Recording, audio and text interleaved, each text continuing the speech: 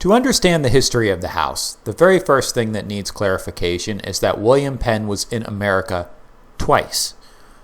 Once from October 1682 until August 1684, and then again 15 years later from December 1699 to October 1701.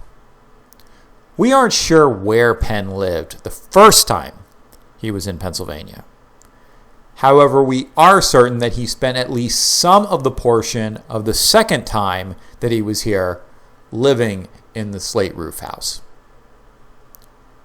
We don't know when the slate roof house was built or who it was built by. The reason for this is because any original building records that might have existed were lost.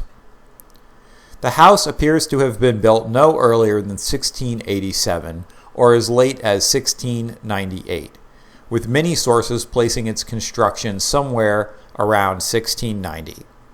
Some also say that indentured servant and master builder James Portis was the one who built the slate roof house, but there is no definitive proof of that either.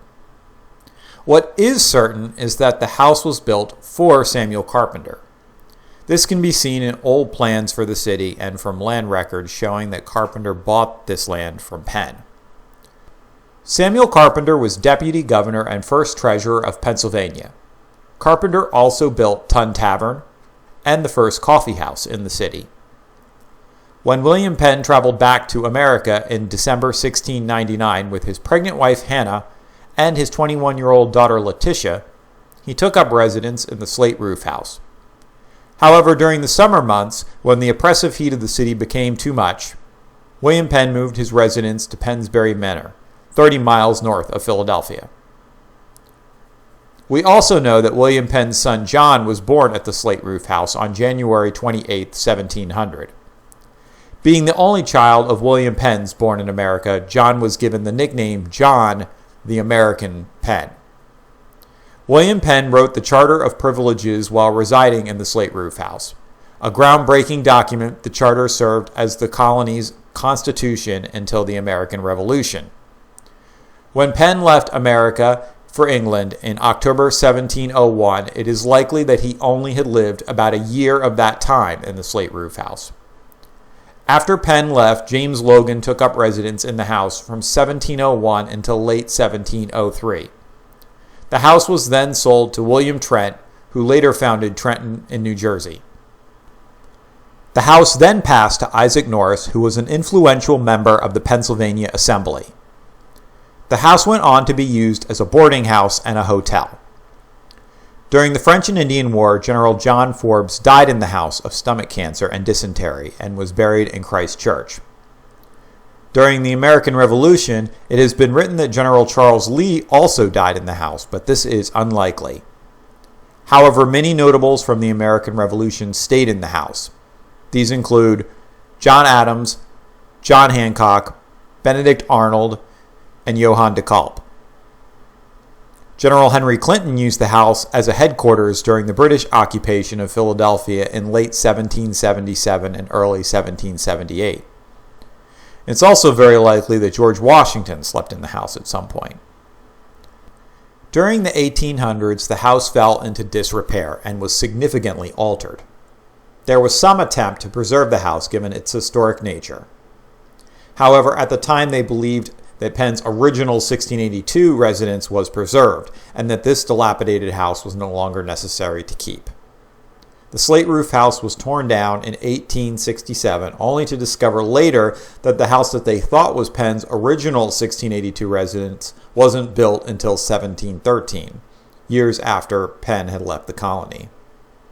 Despite being torn down in 1867, a decent amount of original photos of the house actually survive. They show a 3-story house with 2 bastions on each side. The slate of the roof was likely from England. The bedrooms were likely on the upper floors, while the kitchen and the sitting room would have been on the first floor. After the house was torn down, a commercial exchange was built. It caught fire and was partially burned, but was rebuilt and remained on the site until 1976, when it was torn down. In the late 1970s, there was some talk of rebuilding the slate roof house on the site. but it was determined that the house would be too costly. The 90 by 250-foot site was bought by the Friends of Independence National Historic Park for $650,000 in 1981. In 1982, on what would have been the 300th anniversary of when William Penn first arrived in America, a miniature statue was dedicated on the site where the house once stood. Soon a park was created. It was named Welcome Park after the original ship William Penn first sailed on when he came to America. A timeline of Penn's life was eventually put on the site, as well as Thomas Holmes' map of the city, which was laid out in cobblestone on the ground. Welcome Park remains this way to this day. There was some controversy in early 2024 when it was announced that the National Park Service planned to remove the statue of William Penn along with the timeline and replace it with a tribute to the Native Americans. There was some significant amount of protest and outrage over this, and Governor Josh Shapiro stepped in as well as Joe Biden, and the plan for the park was scrapped. It is unclear what new plans are going to be for the park, but it is still in desperate need of revitalization.